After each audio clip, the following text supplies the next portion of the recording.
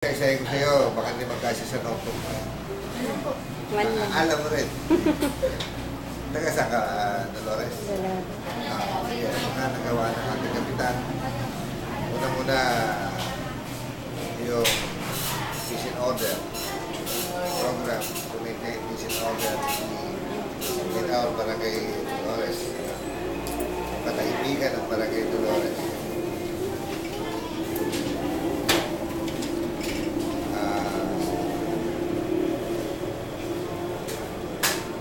Pagpapagawa ng mga daycare center sa mga sitios sa sulok ng barangay Dolores. Yung mga nagawa niya, pagpapalinis ng mga kalsada, pagpapagawa ng mga poste,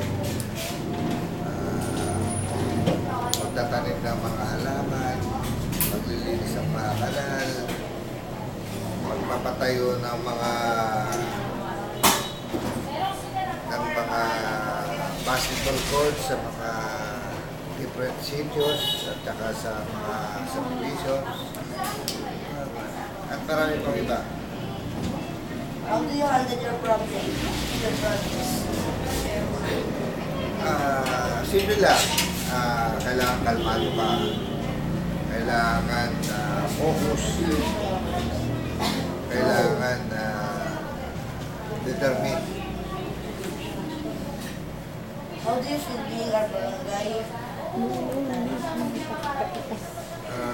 Being a barangay secretary, I was so very happy to be here. Kasi naglilingkod ako sa barangay natin na kung ano yung ginagawa niya ay talagang para sa barangay Dolores. Na walang ibang agenda sa buhay kundi ang maging malinis sa ating barangay. How do you feel when you are able to help people in your community?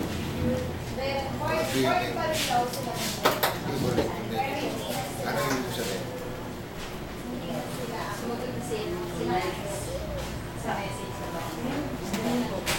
Ano po nararamdaman nyo na nakakatulong po kayo ng? Of course, happy and proud. Siyempre, dahil maraming nagsasabing magaling ang ating kapitan.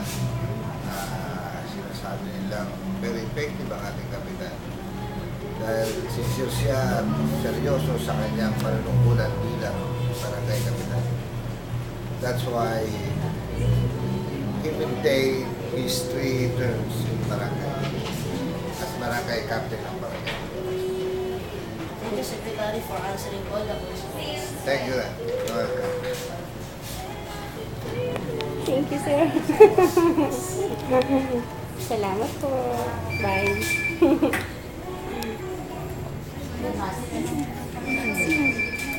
Picture na lang mo. Oo. Sige natin sila. Thank you. Po.